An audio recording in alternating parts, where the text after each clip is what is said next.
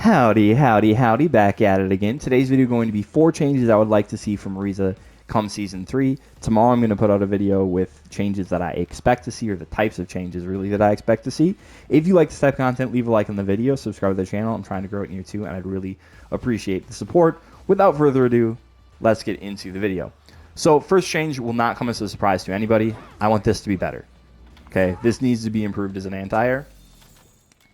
It really has a couple main issues. So the first one is if you push it too late at all, that happens.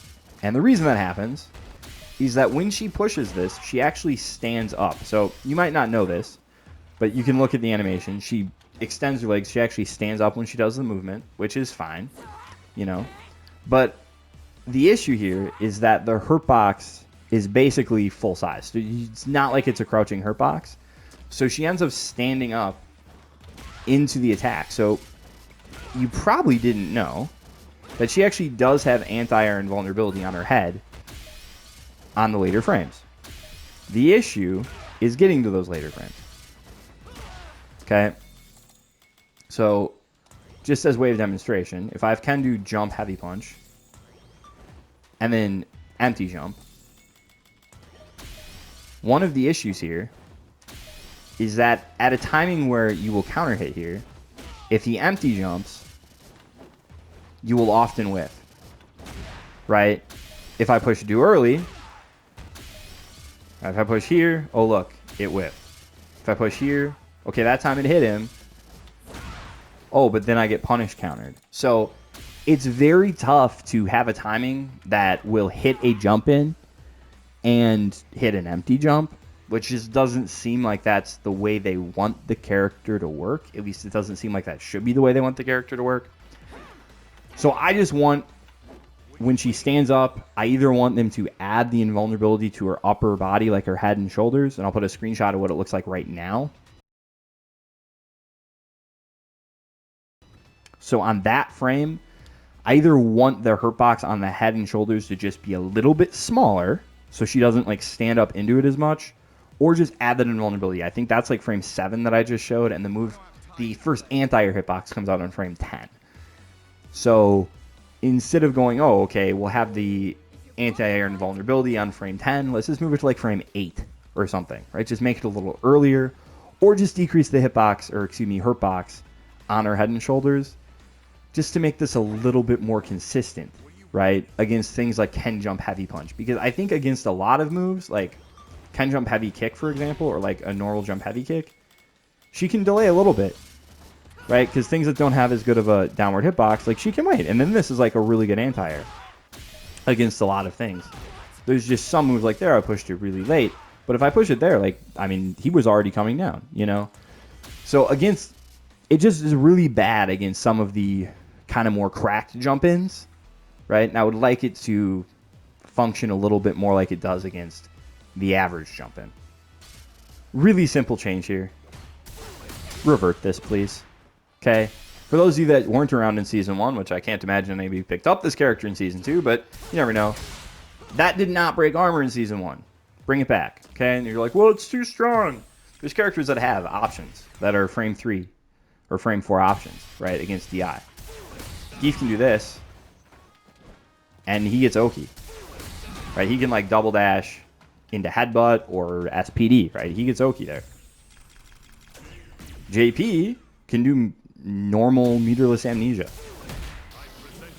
You know, and then he gets like whatever the heck JP does. I don't know what JP does. But he gets, you know, combos, and he can side switch or spend level 3, and again, he's not going to get a ton of damage, but that's not his thing. His thing is zoning.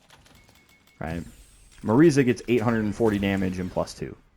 So just please, can we revert this change? Because right now she gets a crappy mix up there. Like, you delay tech, and there's really not a whole lot you can do about it. So please just change it back. Change number 3 is going to have to deal with the armor on Gladius. I would prefer it to be all Gladius, but especially OD. I want the armor box to be a little bit lower, just a little bit.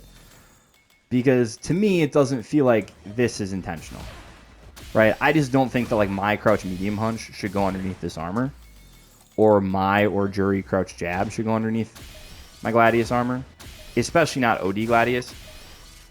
I could even maybe be convinced that regular Gladius should lose there. But if I'm spending meter, like, it just feels like they should have to actually throw me or go low. It doesn't feel like they should just be like, oh, crouch jab, by the way. It just feels bad. Okay.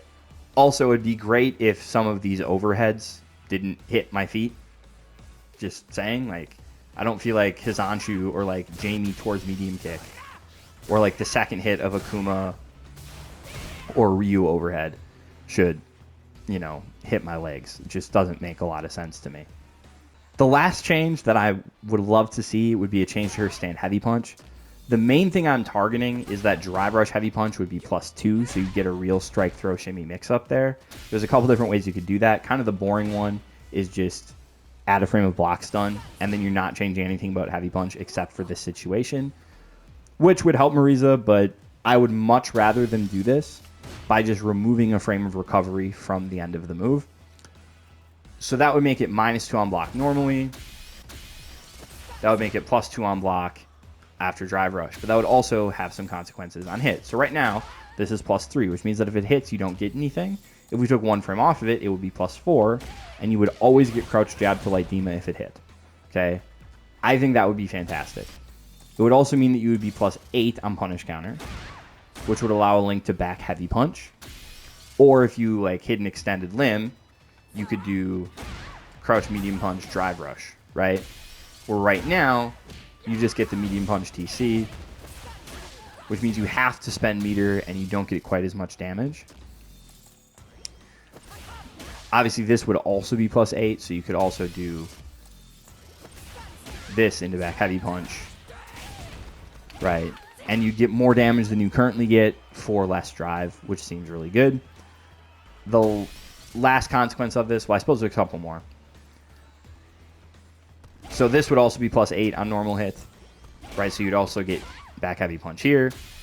Kind of a fringe consequence would be that this would be safe to DI. So right now, if you charge heavy punch here, you get hit by DI, but if you look at the frame meter, that's unsafe by one single frame. So, you know, removing a frame would make that safe, which would just be cool. And the final consequence would be that this would be +20, right? So driver's charge heavy punch would be +20, which would allow a Link to charge back heavy punch, which sounds cracked, but it actually doesn't add that much damage. So right now, if you block the DP and you wanted to actually punish it as hard as you possibly could, you'd get 57, 87 before the super. We can actually see what it would look like with the Link to back heavy punch by setting up a frame kill here. So this will hit on the second active frame, so now you can see +20. So if I do this, I get this boom, boom, boom, boom, boom, boom, and we get 58, 69. So it's not even 100 more damage. I think it's, you know, like 82 more damage or something like that.